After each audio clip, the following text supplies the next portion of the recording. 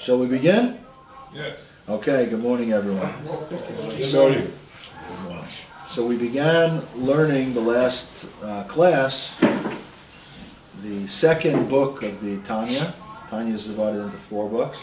Second book is called Shaar Yichud, which means the gate of unity and faith. And we got to the middle of chapter 3, and we'll do a short review of what we learned last time.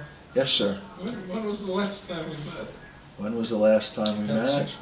About 6 weeks ago. Was it that long ago? All right. Yeah, so we'll do a little review because it was a long time ago. It's good anyway to do a review, you know, as they say. They say, Azorea velo haloimed velo chozer kamo zorea velo kotzer.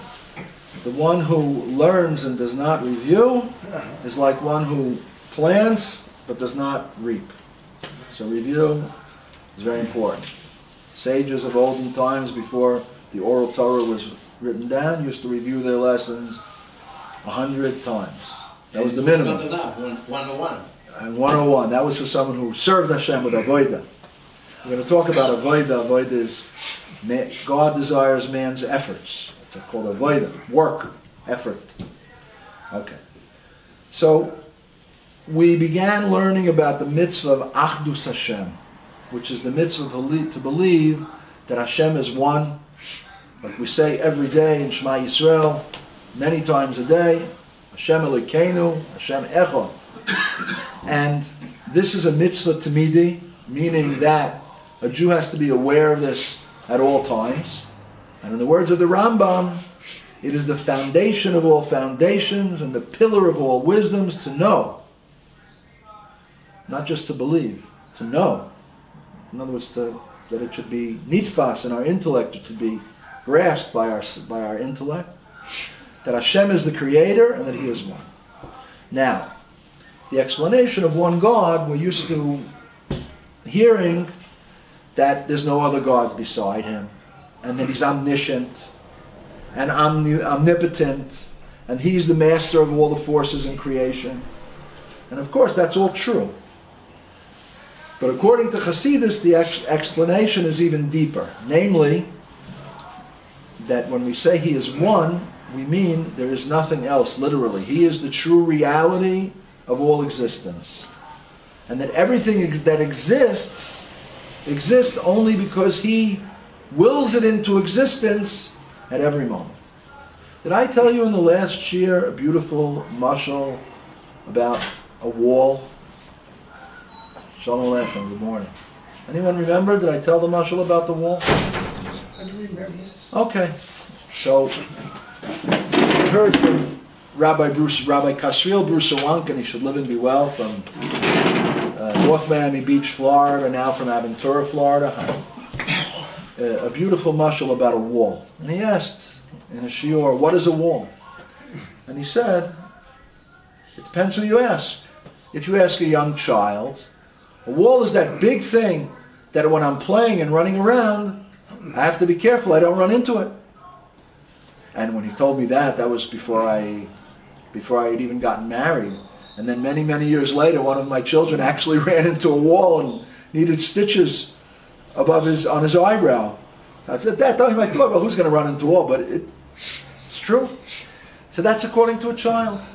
And then if you ask a builder what a wall is, so a builder will tell you it's concrete block, and in between the concrete block is teat, which is cement, and then it's covered with plaster, and it's painted, and that's what a wall is, and that's also true. That's also a deeper explanation.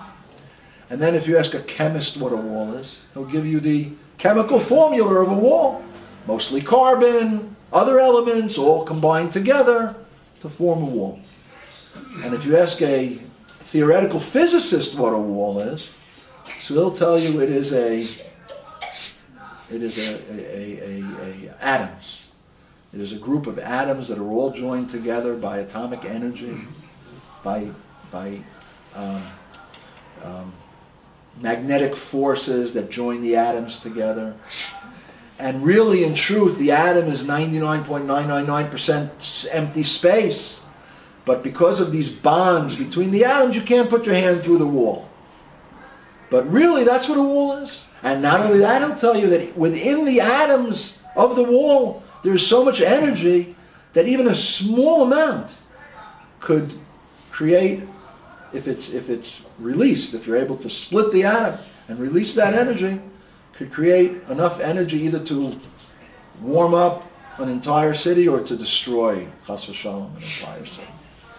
And we know that that's true, right? Even though if someone would have told us that before, 100 years ago, before Weinstein came out with his theory, and they discovered radiation, the breakdown of atoms, the decay of atoms, people would have said, what are you talking about? But now we know it's actually true. I mean, the Americans dropped 2 nuclear bombs on Japan, and we see that from 1 gram of energy that actually converted to energy, 1 gram of mass that actually converted to energy, I think it was 20 trillion, the amount of 20 billion, not trillion, 20 billion grams of TNT. That's how powerful. So which explanation is correct? They're all correct. Just each one is giving a deeper understanding of a wall. And then Rabbi Brusawankin concluded, and how does a Jew see a wall? Or how is a Jew at least supposed to see a wall? He's supposed to see a wall, that the wall is the actualization of God's desire that there should be a wall. And at every moment, Hashem is speaking that wall into existence, just like He's speaking all of creation into existence. That's what a wall is. That's what all of physicality is. So that's what we began to explain last week. And then the Alter Rebbe brought the explanation of the Baal Shem Tov on the Pasuk in Tehillim, and the explanation is based on the Midrash Tanchuma on that Pasuk in Tehillim, which says, Liolam Hashem Dvarcha Nitza B'Shamayim, which means, forever, O God, your word stands firm in the heavens. And the explanation, according to the Baal Shem Tov, is that what causes the heavens to exist? The very words and letters that created it on the 6 days of creation in the 10 utterances, which the heavens were created by the words Yehi Rakia. There should be heavens. And those words, those 10 utterances, are the godly life force which creates and animates the heavens at every moment. And not just with the heavens, the Alter Rebbe continues, but all of the creation, from the upper worlds to the lower worlds, including this physical earth and what we call the inanimate. All of this existence is actually the divine energy which is enclosed within the 10 utterances of the Torah, which continually bring all creation into existence from nothing to something at every moment. Now this initially occurred during the 6 days of creation, but it didn't end there. It continued from that moment on, and continues until this very moment. Because the true reality of creation is nothing. It's only willed into existence through Hashem's speech at every moment. So its true reality is to revert back to what it was before it was created. And it's only because the divine force is activating it and animating it and bringing it into existence at every moment that it has existence.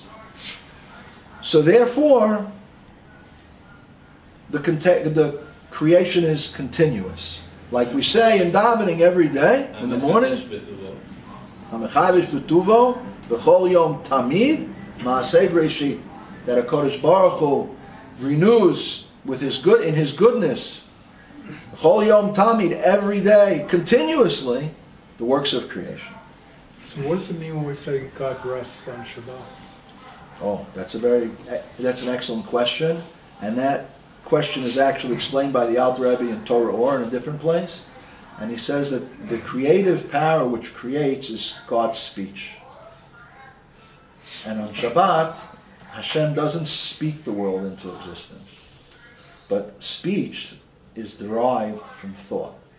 Right? We think about things, and actually the letters of speech are in our mind, and then we actualize those letters of speech, those concepts that are in our mind, and we speak them, and then you can hear me, and we can communicate.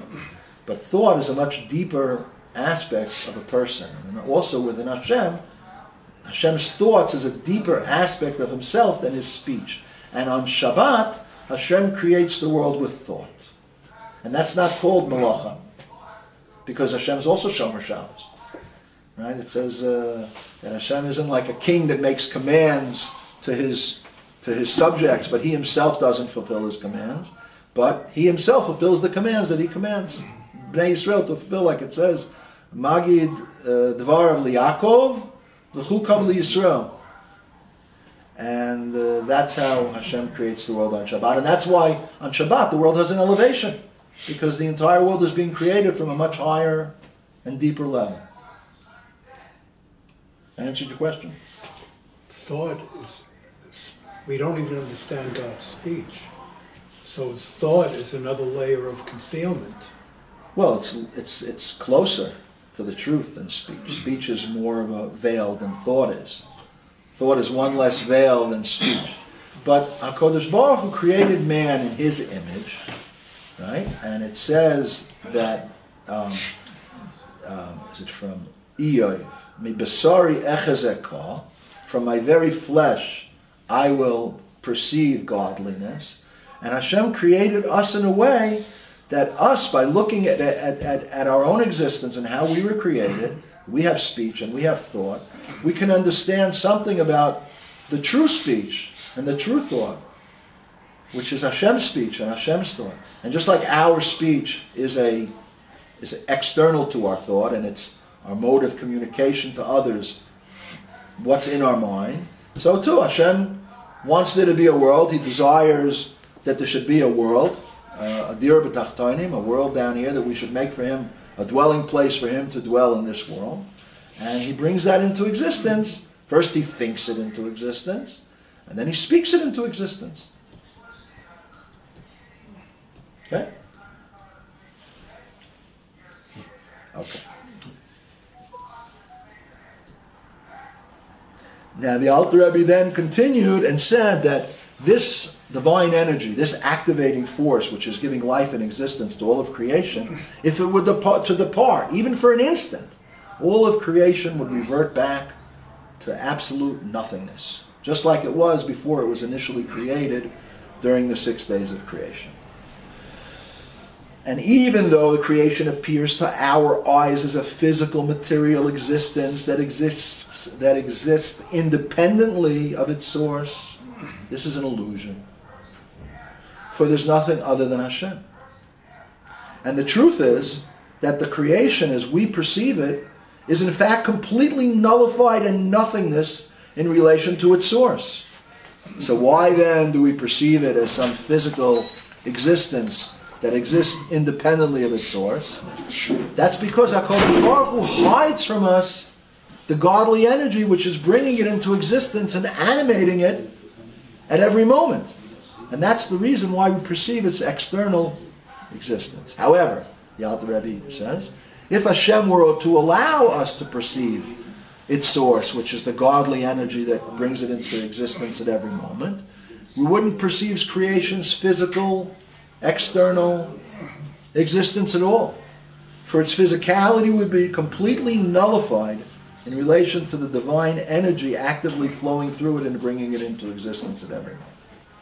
And to help us better understand this idea and the relationship between how something appears to be and how its true existence really is, the Alter Rebbe brought a mashal from the orb of the sun and the rays of the sun.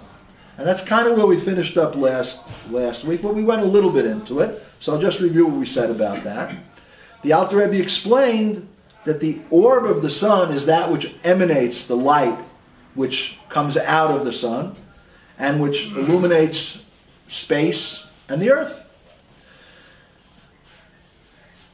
And the Alter Rebbe said he made a kal v'chomer. Everyone knows what a kal v'chomer is? Therefore, An afiatory principle. Okay, I'll explain it in the text. Since the body of the sun has the power to shine its light to such a great distance, kal v'chomer, all the more so, it can certainly shine its light within itself. Within the orb of the sun, it can shine its light there too. Yet within itself, it wouldn't be correct to say that there, in the orb of the sunlight has an actual existence. For relative to the orb of the sun, its source, the light of the sun is considered to be batal b'metzias, which means that its existence is completely nullified and considered nothingness in relation to its source, which is the orb of the sun. And only in the space of the galaxy, in the heavens, where the orb of the sun isn't present, only the sunlight is present. There the sunlight takes on the appearance of having its own existence, even though it really doesn't have its own existence, and it's simply an illumination which is radiated from the orb of the sun itself. Now the nimshal to this mashal, everyone knows what a mashal and a nimshal is? Mashal is the parable, the metaphor, which is easy for us to understand, and the nimshal is the deeper idea that the mashal, the parable, is trying to explain. So the nimshal is the deeper idea over here that the mashal is trying to explain, is that just like the light of the sun is completely nullified and considered nothing and non-existent when it's within its source, which is the orb of the sun, so too is the existence of creation completely nullified in relation to its source, which is the divine energy which is flowing through it and animating it and bringing it into existence from nothing to something at every moment. However, since we don't see the source of creation that's giving existence to creation, what appears to our physical eyes as real is the externality and the materiality of creation, which appears to exist independent of its source, just as the light of the sun appears to exist independent of the orb of the sun, which is its source. However, if HaKadosh Baruch Hu were to give us the ability to see this godly energy within all of creation, then we wouldn't see the externality of creation at all. For it would be completely nullified to its source, which is the godliness within it, just as the light of the sun is completely nullified to the orb of the sun and is considered non-existent when it's still within the sun itself. And that's what we got to last time. Yes? If so, Yes. any sin is not real. Any sin is not real. Why? Because it's not from the source. It's external to the source, so it doesn't exist. Right. It's not that it doesn't exist. We exist. One time the Rabbi, this is also from Y.Y. Jacobson, he said when he was a young boy in 770, his father, all the other boys, he was 6 or 7 years old, all the other boys on Shabbos used to play outside. But his father made him come to shul, come to the Hitvaduyot. He was listening and writing all these speeches. No, he wasn't writing. It was Shabbos. He was born. No, what's the Shabbos? Right. Okay. I don't know when he was 6 or 7. He probably started at a much later age. But either way, it definitely had an effect on him that he was sitting there as a young child. And he says, interestingly, what he used to do to pass the time is he used to go under the chairs, under the benches, and tie people's tzitzis together.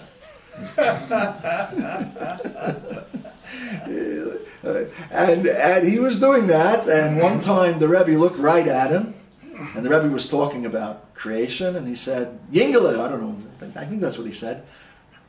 I'm not sure, but he looked right at him, and he said, so how do we know that the creation is real? I guess the Rebbe was talking about this idea, right, that the true reality is the divine energy animating it and bringing it into existence.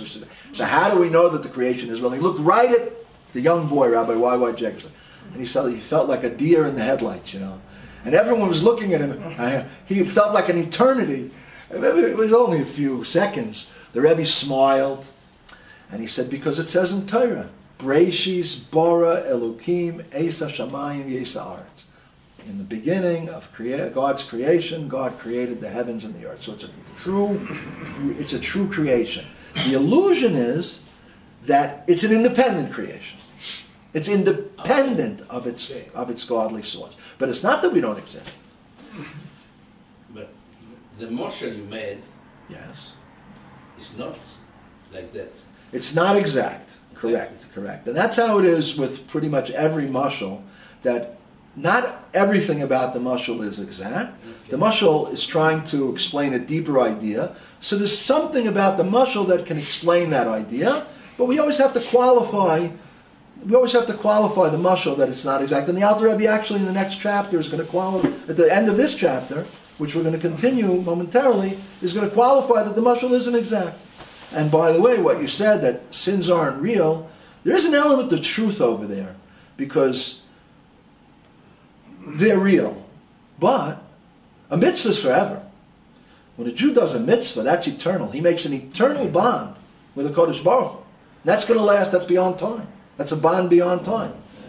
And it's always going to be that bond. But an Aveira, chas v'shalom. If I shoot a Wait, lulav, what is your American? But in Aveira, it says ultimately, when Mashiach comes, all evil is going to be destroyed.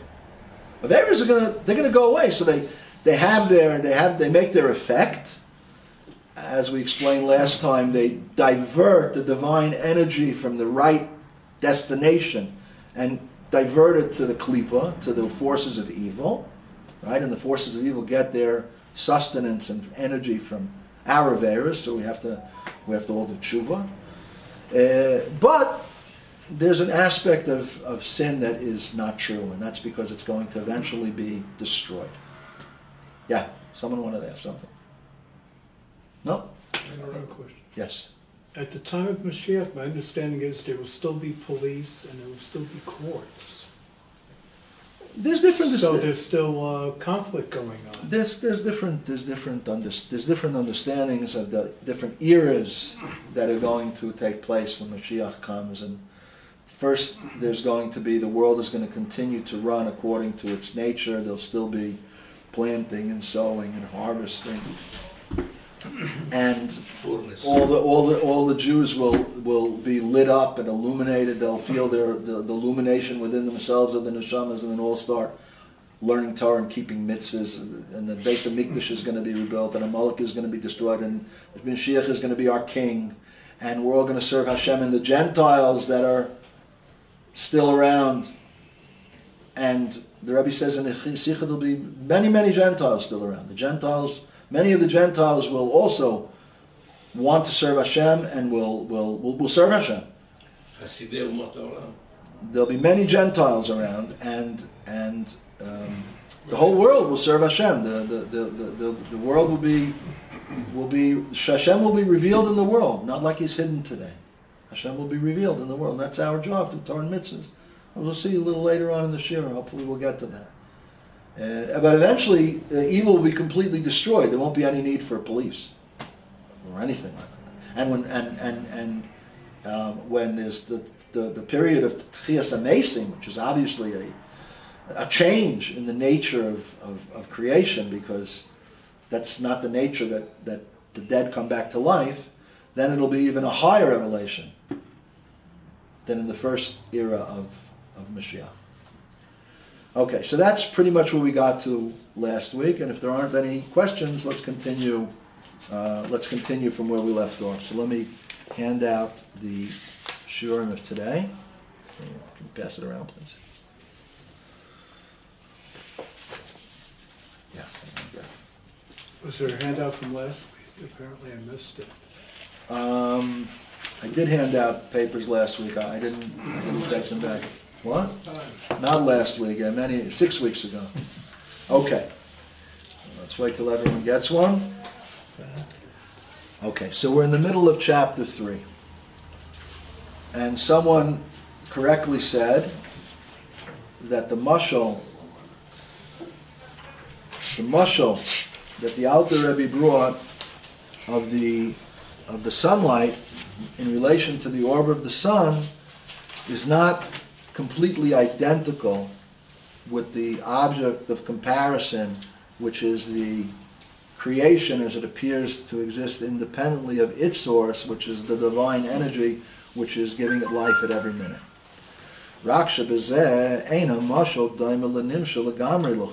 And in this, the mashal is not identical with the nimshal.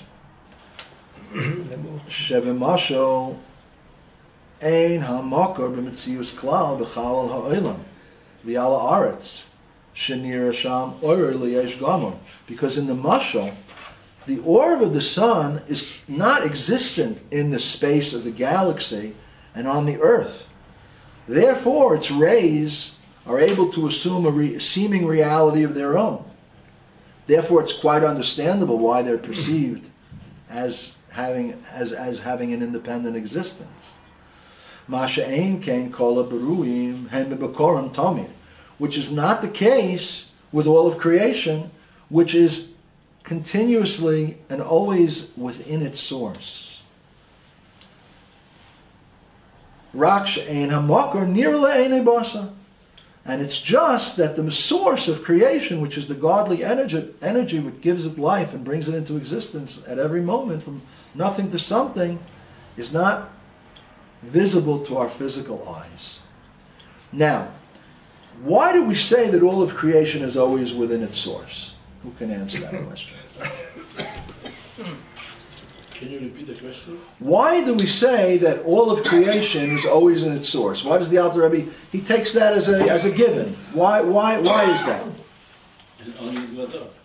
Ain't old Nevado. There's nothing else other than him.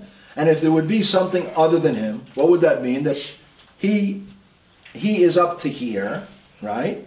And then there's something else. So he'd be contained. And he would be, that would put a limitation on him, right? Anything that has a limitation, it can't be HaKadosh Baruch Hu. HaKadosh Baruch Hu is beyond any limitations at all. In this case, we must explain what the Tzimtzum is. Right. That's exactly what the Alter Rebbe is going to explain in chapter 4. So we're finishing the end of chapter 3, we'll get to chapter 4, and the Alter Rebbe is going to explain the idea of Tzimtzum. Have anyone here besides you learned about the union of Tzimtzum? You learned a little bit? Yes? No? Okay, so we'll explain it. So, since in the reality all of creation is in its source at all times, so the Alter Rebbe asks, "V'lama eina b'telim b'mitzius l'makor." So why then is the creation not completely nullified to its source? Ach lahavin zeh tzarech lahakdim. We first have, and in order to understand this, we first have to give an introduction. And in chapter 4, which we're about to begin, the Alter Rebbe is going to begin to elaborate on God's capacity, ability, I don't know the right word, to make a tzimtzum, which literally means to contract his life. And the Alter Rebbe goes right into it, and he starts to speak about the divine attributes, the 10 divine attributes, and how chesed is kindness is the attribute of revelation, and gevura is the attribute of contraction, right? Of withdrawing, like chesed is compared to water which flows downwards, and gevura is compared to fire which goes upwards. They're opposites. Yet, because they're united with Hashem, they can join together. But the Alter Rebbe, I don't know why he skips an introduction of the Tzimtzum, which is before the attributes, because attributes are already after the Tzimtzum. So I'm going to, with your permission, give a little introduction of the Tzimtzum itself, so we'll understand a little bit more about what the Alter Rebbe is going to explain in chapter 4 about the attributes. Now, we daven to HaKadosh Baruch Hu, right? Even though we know that he's Hakel, Hagibor, Hagodol, right? Gibor is Gevura, Godol is Chesed. We don't daven to the attributes. We daven to HaKadosh Baruch Hu. HaKadosh Baruch Hu is called in Torah an Eish Ochla, a burning fire. How is one to attach to a burning fire? So Chazal say, you attach to the Talmidei Chachamim, you attach to the Torah scholars, and that's how you attach to HaKadosh Baruch Hu, and that's also true. But HaKadosh Baruch Hu, in order that there should be worlds, before the Tzimtzum, the light, we call the Or Ein Sof, the godly light, the infinite light of Hashem, was one. It says that HaKadosh explains, the Rebbe Rechavia explains in the Maimer and Samach Vav, that the HaKadosh Baruch Hu copied himself into his light. That's what he said. Those are his words. He copied himself, he copied himself into his light. And therefore his light, the godly infinite light, reveals him as he is. Now that revelation of HaKadosh Baruch Hu, as He is, His oneness, there's no room for worlds. Worlds is, you have to have two. You have to, worlds is limitation. There's this world, and there's the upper world, the higher worlds, the lower worlds. Right? There's animal, vegetable, mineral, man. Right? It's the world we live in. World of finiteness and limitation. And how is it possible that there can be worlds at all? If HaKadosh Baruch Hu is one, how do worlds come about? Right? If He's one, and in oneness, there's no chiluk, there's no Separation. there's no separation, there's no okay, so I'm thinking of a different, well, you're looking for a different word, but fragmentation. There's no fragmentation. It's only oneness. All there is Him. So it says in Chassidus, it's brought that HaKadosh Baruch Hu, there arose within Him, within His light, within Himself, His light, a desire that there should be worlds. He desired to be king. Now, we know what a king is. A king is a ruler, and a king is above, mitromem, high above all of his subjects, a true king. And HaKadosh Baruch Hu is a true king. And therefore, His kingship even existed before He desired to be a king, like we say in Adon Olam. Adon Olam, Asher Malach, B'terem Kol Yitzur Nivra. He was a king even before there was anything. Because He's a king be'etzem, He's mitromem, He's exalted and exalted be'etzem. So His quality of kingship doesn't require that there actually be subjects, because He's exalted be'etzem. But He wanted, and it says the lashon of the Midrash is, she'nis'av, He desired, Yisbarech, He, may He be blessed, desired, Shielo dir b'tachtonim, that He should have a dwelling place in the lower worlds. He desired there should be worlds. Why did He desire there should be worlds? It's not a question. You can ask. We live in a world. We live in a world of logic.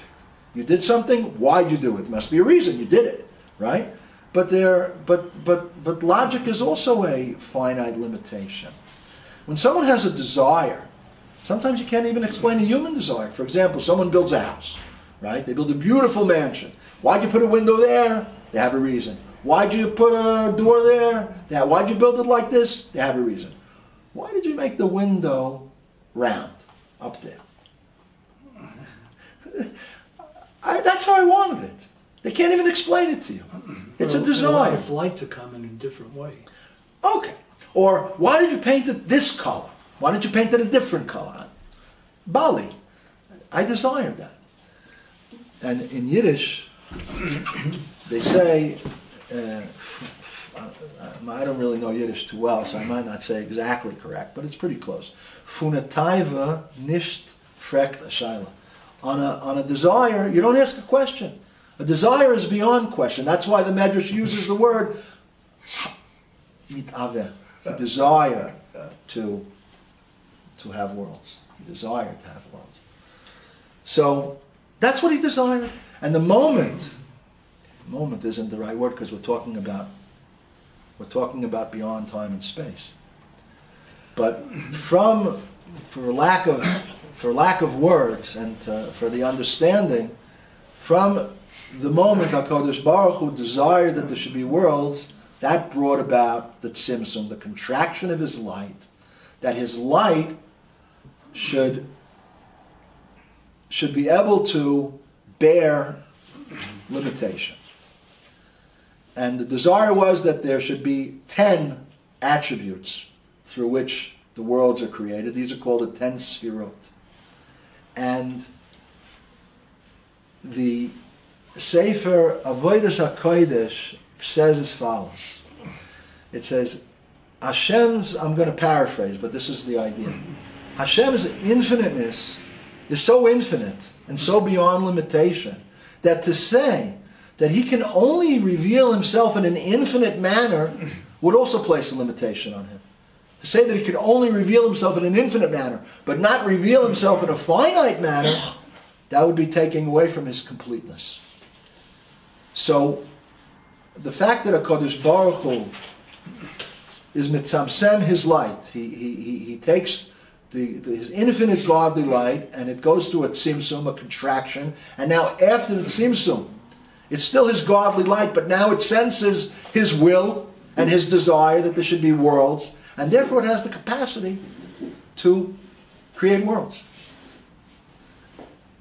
But it never forgets its true source. In other words, the tzimtzum hides, we could say it hides Hashem's oneness in the way it was revealed before the tzimtzum from the light after the tzimtzum, the revealed light after the tzimtzum.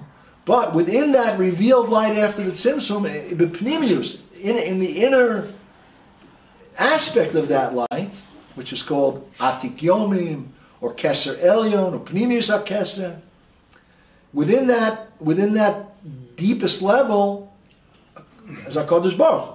HaKadosh Baruch Hu was everywhere. He's in his light that he copied himself into before the Tzimtzum, and he's in his light that he made after the Tzimtzum. And the light after the Tzimtzum is actually called something from nothing regarding to the light before the Tzimtzum. And it's only the existence of the light before the Tzimtzum that enables the light after the Tzimtzum to come into existence. But basically, the difference between the light before the godly light before the Tzimtzum, and the godly light after the Tzimtzum is that the godly light before the Tzimtzum is so united with Hashem and Hashem's oneness that worlds cannot exist. But the light after that Tzimtzum allows worlds to exist. So that is a little introduction to the Tzimtzum, what the Alter Rebbe is about to say. And the Alter Rebbe goes right into the world of Atzilus. There are many worlds after the Tzimtzum. In between the worlds of creation and the light before the Tzimtzum, there are worlds. There's Ak, there's Tohu, and then there's Atzilus. Atzilus is the first revelation of the 10 spheres. Because in the worlds beforehand, especially Ak, which is called Adam Kadmon, there's the emanation of the godly light, which is the first world where the godly light is emanated after the Tzimtzum. There is just sensed HaKadosh Baruch Hu's will. And although his will is that there should be worlds and they should be governed by the 10 spheres, in that world, that will is only expressed as a nakuda, as a potential. And all the spheres are all contained together in that potential. These extra worlds and spheroids are all learned by men who has communed with the ineffable one? In other words, how do we know that this is all true? So we know it from the Zohar and from the teachings of Kabbalah and from the Arizal. Most of Hasidus is based on the teachings of the Arizal. And the Arizal, I forget who the Arizal was taught by, but the Arizal had Ruach HaKodesh. He was taught by some spiritual manifestation of a prophet, I think, that existed.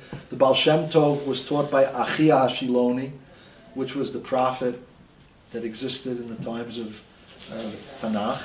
I forget exactly what period. And yeah, this is a godly revelation that's contained within Torah. It's contained within Torah, but it's hidden within Torah. And yes, the basis of Hasidus is believing that the Rebbeim, from the times of the Baal Shem Tov and previously, right, were all the Arizal, the Shimon Bar Yochai, were all given a revelation of the deeper aspects of Torah, which actually fit into the psukim of Torah itself. In many places, the Rebbeim actually explain that the Torah here is speaking about one thing, but it's referring to something much, much higher. And we know that the Baal Shem Tov went up to Shemayim and he asked Mashiach, when you coming? Right? Aliyas and Neshama. And that's where these secrets were revealed. There were no Ashkenazim around to make You mean? to start at the beginning. You mean? When Chabad married Ashkenaz and Moshe was Sham. At that time there were no Ashkenazim. There were Ashkenazim. And there was hitnagdut, there was opposition to the Baal Shem Tov, to the followers of the Baal Shem Tov. The Alter Rebbe suffered greatly at the hands of the opponents of Hasidus. Many of the Rebbeim suffered it from the hands of the opponents of Hasidus, but now there's Shalom. Now there are very few opponents of Hasidus. Hasidus has spread its teachings throughout the world, and I sometimes listen to shiurim of non-Chabad Rebbeim, and their shiurim are filled with concepts that are rooted in Hasidus, if not actually quoted verbatim from Hasidus. One non-Hasidic rabbi once said, even I went to Chabad.org once. Yeah, I went. To Chabad.org. Even I looked up there once. Okay. So the Alter Rebbe continues now with a discussion of the Tzimtzum. He says, Kihinek, this is the beginning of chapter 4. He says, Kihinek siv, ki shemesh u'mogen, havaya elukim. Hashem, Havaya, the name Havaya, the name Elukim are two names of Hashem. And Havaya it's a metaphor, but Havaya is identified with the sun, and Elukim is identified with the shield of the sun. Pirush Mogen Hu Nartik L'Shemesh. The explanation of a shield is the sun's sheath. Lahagen Sheyuchlu Habrios L'Sovlo. The sun has a sheath, even in Gashmius. The sun has a sheath. And the astronomers, the cosmologists, thank you. They explain that the sheath of the sun are the gases that are niflat, that are sent out by the sun. The sun has, in the core of the sun, it's much hotter than on the surface of the sun, and that intense heat is expelled from the sun in the terms of gases, and those gases actually absorb much of the sun's heat and power, and that's what protects the earth and its inhabitants from the awesome power that Hashem put in the actual sun itself. So that's the sun's sheath. And our sages say that in the future, the Holy One, blessed be He, will remove the sun from its sheath. The wicked will be punished by this intense heat, but the tzaddikim will not only be able to tolerate the heat, they will be actually healed by it. T'mayim Rabbeinu Rabbi Seinu Zichronim Libracha, as our sages say, La'asid lava Kodesh Baruch Hu Moitzi Chama Min Artika.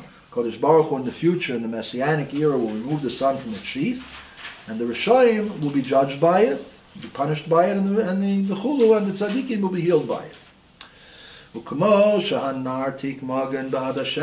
Now, just like the sheath of the sun protects the world from the actual orb of the sun,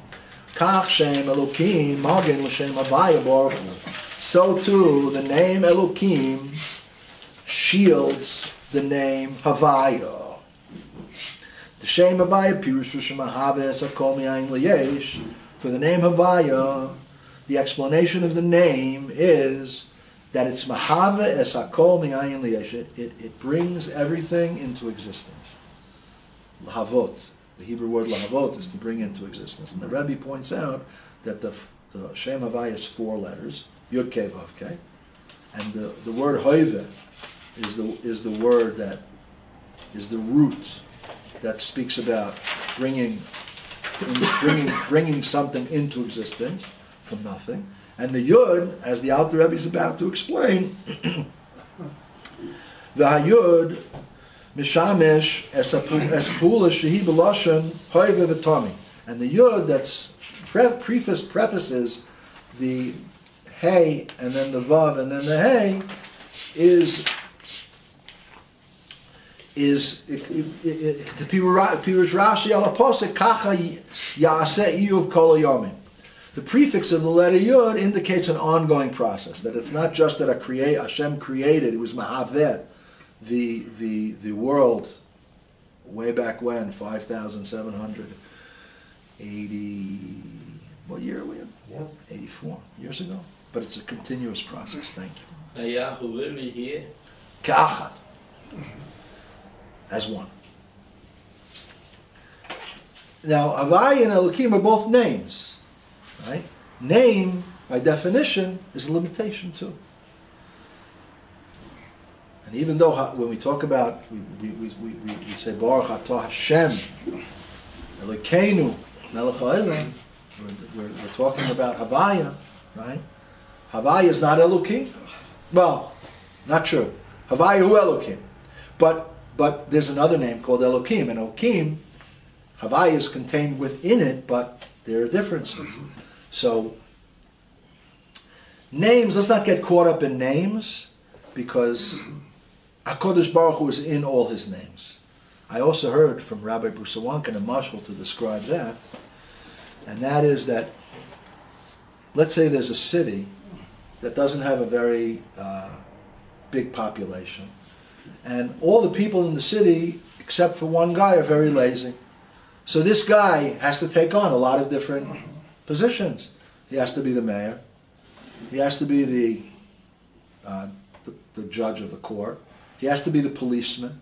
He has to be the firefighter. He runs the B&B. So when it depends on what he has to do, he puts on a different hat. He puts on a different uniform, right? So HaKadosh Baruch Hu appears in each of the worlds how he appears, and because he wants to give man free choice. And he desires man's avodah, man's efforts to serve him, to use his free choice to make this world into a dwelling place. He hides himself. He hides himself in order that we should discover him. And the way we discover him is by learning Torah, specifically the inner dimensions of the Torah where these ideas are revealed. There's a nice story about the Magid Mimezrich,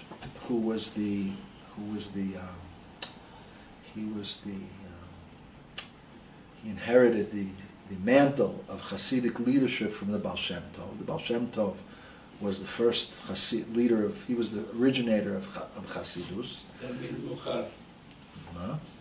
Muvchar. Okay. And the Magid of Mezrich was his Mimalei Makom. He inherited the mantle of leadership from the Baal Shem Tov. And he had a number of children. But one of his children was called Rav Avraham the Malach. Rav Avraham the angel. He was a very holy, spiritual person. So much so that when the Alter Rebbe came to Mezrich to learn Hasidus, he had gotten to that point in his life where he needed to decide what he was going to do, where he was going to go, and his choice was between Vilna, and he had understood that Vilna was a center for Torah learning, and Medrash was a center for learning how to relate to HaKadosh Baruch Hu through davening. So he said to himself, I know how to learn Torah, but I don't really know how to daven. So he went to Mezrich. And when he went to Mezrich, so the Magid of Mezrich immediately saw who he was. And he made a deal with the Alter Rebbe. And he said, my son, Avraham, the Malach, needs to learn Nigla. You're a Baal Nigla. You're a master of Nigla, of the revealed aspects of Torah. He needs to learn Nigla. And you need to learn Chassidus. You need to learn the inner dimensions of Torah. So, you and Rav Avraham the Malach, my son, will become Chevrutot. You become learning partners. And you will teach him Nigla, and he will teach you Chassidus. So, this was who Avraham the Malach was. There are not many stories about Rav Avram the Malach, but maybe we'll just save if we have a Fabrengen one time. Now we have a Shir. So anyway, the story goes that when Rav Avram the Malach was a little young boy, so the Maggid of Mezrich was learning in his study, and Rav Avram the Malach all of a sudden burst in crying in tears. The Maggid of Mezrich looked up and he said, "What's wrong?" And he said, "We were playing a game. We were playing hide and seek. Machabuim. It's an old game, hide and seek. It's been around for hundreds of years. And it's still played the same way." And the guy that was who his job was to search for the other people who were all hiding, he played a trick. He went home. He disappeared. And now everyone's hiding and waiting. Is he going to find me? Is he not going to find me? And they're waiting and waiting and waiting. And nobody's finding him. Eventually, they came out of their hiding places and they all realized that this person played a trick on them. She was crying. So the Maggid of Midrash thought about it. Then he began to cry. And his son said, "Rabbi, why are you crying?" And he said, "Because this is also Kodesh Baruch Hu's story. He hid himself in the world because he wants Bnei Yisrael through Torah and mitzvahs to find him and to reveal him. But plenty of people they go home. They drink their coffee and have their breakfast and look at the newspaper. They're not interested." So the Maggid of Midrash began to cry. He felt for a Kodesh Baruch Hu's pain from that story of Rav Avram the Malach. So, But, yeah, Astir, yes. Well, what do you mean to say by that? he also went away. Who? Him. HaKadosh Baruch, he created the world. He hides himself in the world, right? He wants us to discover him, correct? Yeah, there are many pirushim to astir, correct?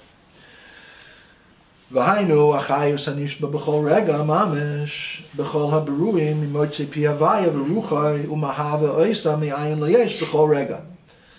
And this action, right, of Yud Kei Vav Kei is that which gives life and existence to our creation, and it's continuous. For the fact that creation was created in the 6 days of creation isn't enough for their continued existence. As we explained above, the concept, as we explained before in the previous class, the concept of there always needs to be the koyach hapoil benifal. There needs to be the power of the activator within that which is being activated. Otherwise, that which is being activated will no longer be activated. Now, a battery, right, inside of some type of electronic device is activating the electronic device, but that's a very poor example to explain HaKadosh Baruch Hu's activating force, which gives existence, something from nothing to everything, and gives life to it, and gives it its form, right? Because each life force has its particular form, right, in the different realms of creation. It's not like a battery, it's actually the life force. That is what creation really is. And I would see you, I see your face, and I see your clothing, but really I know there's a much deeper dimension to you, and even without having a class on Torah and mitzvahs, just in terms of physics, I know that you're made of cells and atoms, but I don't see that. But that's a deeper reality. And the true reality of everything is HaKadosh Baruch Hu, the activating force within everything, giving it its existence. It's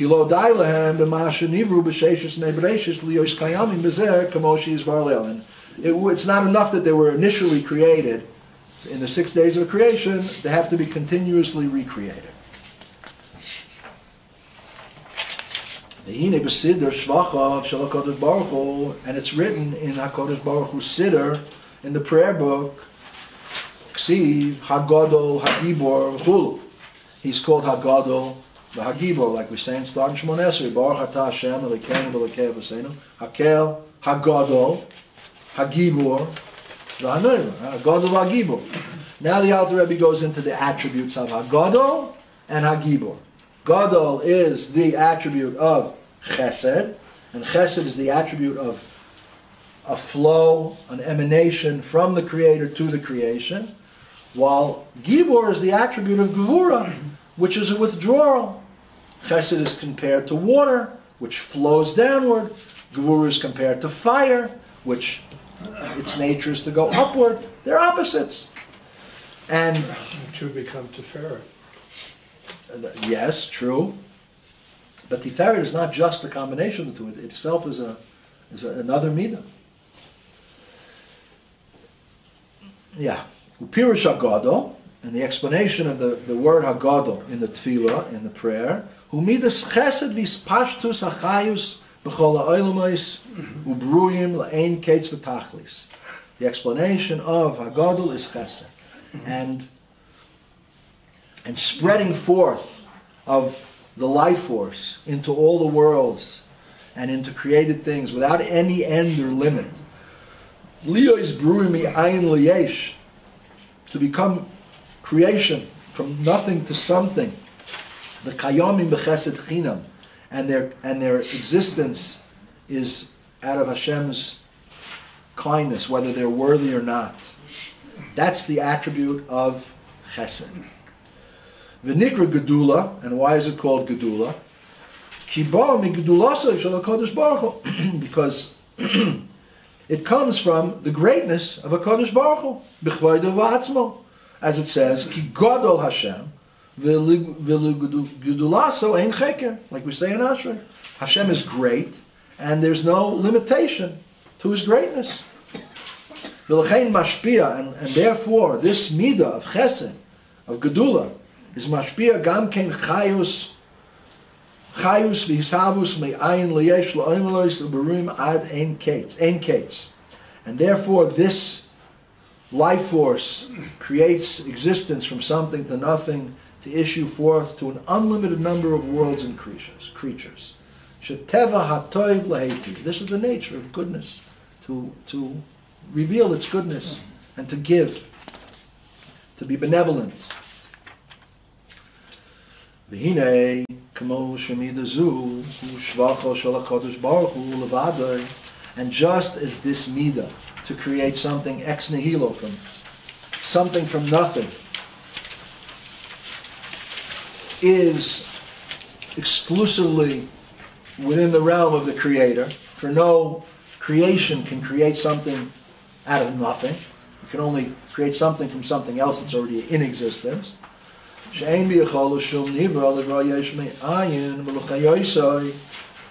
we just said, no created thing create a being out of nothing and give it life. So too, just like this midah of gedula, of chesed, is in the realm of infinite, gam midah zu hi l'mayla me'haskal kol b'rim b'asaga, and it's beyond the power of any creation to understand it.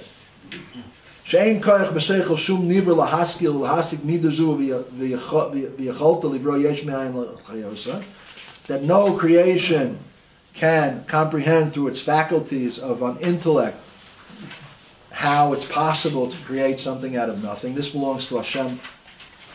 This is a novel concept that only Hashem could do. Because the creation, something out of nothing, is above the intellect of the creation. For it is the attribute of HaKadosh Baruch Hu's greatness. HaKadosh Baruch Hu umidoisav achdus pashu, and HaKadosh Baruch Hu, He and His attributes are a simple unity. K'de'isa b'zohar HaKodesh, de'ihu v'garmohi chad, as it's brought in the Holy Zohar, that He and His attributes are one. And just it's impossible, k'shem she'ein b'yachol shum seichel niver lahasig boirai, and just it's impossible for the intellect of any creature to comprehend its creation. Kach einu yachol lahasig midosav, and therefore it's also impossible for any created being to comprehend His attributes. So right now we've been speaking just about chesed. The Alter Rebbe is going to say that this applies not only to chesed, but also to gevura, and not only just to chesed and to gevura, but to all the attributes. And like we began to say, chesed is the attribute of hispashtus, of giving forth, of benevolence, of creating something from nothing. And gevura is the attribute of tzimtzum, of contraction, of hiding from the creation its recognition of its source. They're opposites. Let's just continue a little more. I see, is it okay? The other Rav hasn't arrived yet. Correct? Okay. Okay, so in another minute or two, we'll just finish the idea. וכמו שאין ביכולת שום שכל נברא להשיג מידס גדולתו, just like it's impossible for any created being to grasp HaKadosh Baruch Hu's attribute of chesed and gedula, shehi hayecholos livroi yesh mi'ayin le'achayosoi, that it is the attribute and the ability to create something from nothing and to give it life. Kidduch olam chesed yibona, as it's written that the world was created, was built through chesed.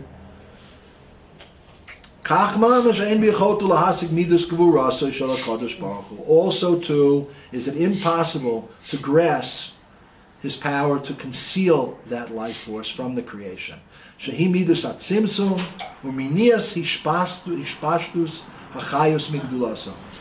is the attribute of tzimtzum, of contraction, and the restraint of the life force, which comes from the attribute of Geula, the restraint that it should not be revealed within the creation. If we cannot understand the part, the fragment, which is not a fragment, how could we understand the wholeness? Well, since our neshama is a chelik elokah mimal mamash, our neshama is an actual part of godliness. Not a part of godliness after the tzimtzum. Not a part of godliness, the or Ein Sof, the godly light, before the tzimtzum. But a part of God Himself. And HaKadosh Baruch Hu is in everything. Therefore, a Jew has the ability to sense these things. So should we also be able to understand the fragments? Well, we do understand it to a certain extent, right? We don't understand its true reality. How can there exist together? It's a paradox, right? That at the same time that HaKadosh Baruch Hu is creating worlds and animating worlds, giving it life, bring it into existence, into something from nothing at every moment. At the same time, He's hiding from the worlds that divine life force, which is giving it existence. That's a paradox, but HaKadosh Baruch Hu is beyond these limitations. And just this is the Rav is here, so we'll just finish up with a mashal that the sages give about Chesed and Gvura, that it says HaKadosh Baruch Hu, we all know the pasuk, Oiseh Shalom b'Meroima. HaKadosh Baruch Hu makes peace in the heavens. So what's going on in the heavens? There's a war going on? Well, the sages say that the Malach Michael is the Malach of Chesed. He's the angel of Chesed, and Chesed is compared to water, and the Malach Gavriel is the angel of Gevura, and Gevura is compared to fire. And water and fire, they can't exist together. So how is it that HaKadosh Baruch Hu makes shalom between them? Right? Because either water extinguishes the fire, or fire burns up and dissipates the water into steam. So how do they exist together? So the answer is that HaKadosh Baruch Hu reveals to each of them their source. And in their source, even though Chesed wants to be mashpia and be benevolent without any limitation, right, with all its power, and Gvura wants to be mitzamsem with all its power, when they each recognize their source, they realize, oh, there's a place for the other guy too. And they make room, and they're able to coexist and join together. So that's we're going to end now for this shiur, and Bezrat Hashem, next week we'll continue.